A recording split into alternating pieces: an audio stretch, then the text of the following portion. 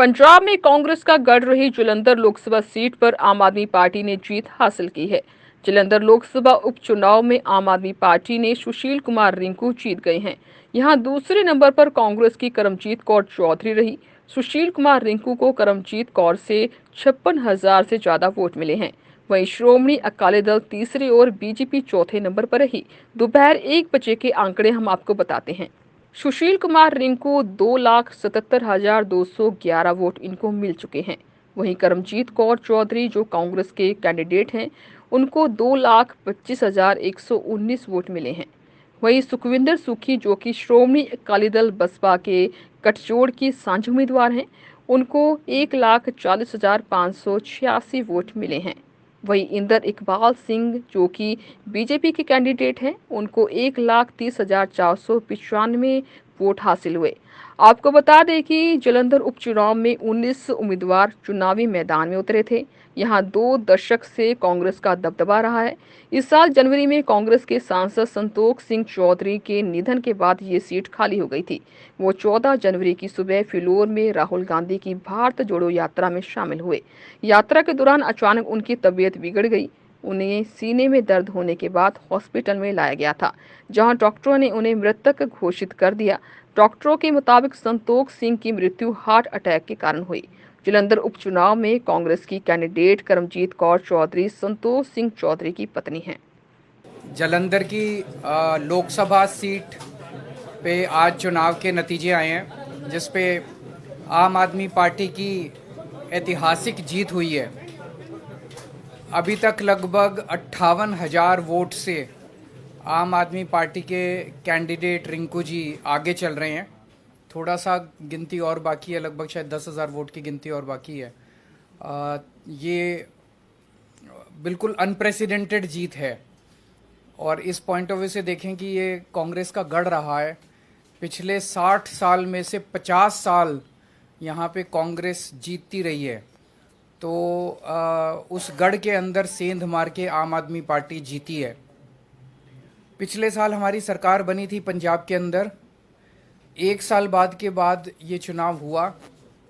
किसी भी नई सरकार के लिए पहला साल बहुत कठिन साल होता है, बहुत कठिन, क्योंकि पुरानी सरकार ने जितने भी गलत काम किए थे, पुरानी सरकारों ने, वो हमने एक तरह से लीगेसी की तरह हमने इनहेरिट किए थे। और बहुत सारी प्रॉब्लम्स थी। उन सारी प्रॉब्लम्स को सॉल्व करते करते करते पंजाब की आम आदमी पार्टी की भगवंत मान सरकार ने एक अपने लिए इतना पॉजिटिव वातावरण क्रिएट किया कि जितने काम किए, हम तो केवल काम की राजनीति करते हैं, ना हम धर्म की राजनीति करते, ना हम जात की राजनीति, केवल काम। हमारे कामों के बेसिस पे हम वोट मांगते हैं लोगों से। तो एक तरह से पंजाब की जनता ने, जालंधर की जनता ने, और जालंधर का जो ये नतीजा, ये पंजाब का मूड है, पूरे पंजाब का मूड इस तरह इसमें दिखाई देता है। उन्होंने भगवंत मान साहब के आम आदमी पार्टी की सरकार के कामों पे ठप्पा लगाया है कि जी लगे रहो, बहुत अच्छा काम कर रहे हो, इसी तरह से करते रहो, हम आपके साथ हैं। ये बहुत बड़ा मैसेज है। तो जालंधर की जनता को मैं बहुत बहुत तहे दिल से शुक्रिया अदा करना चाहता हूँ। पंजाब की जनता का मैं बहुत दिल से शुक्रिया अदा करना चाहता हूँ, बधाई देना चाहता हूँ इसके लिए।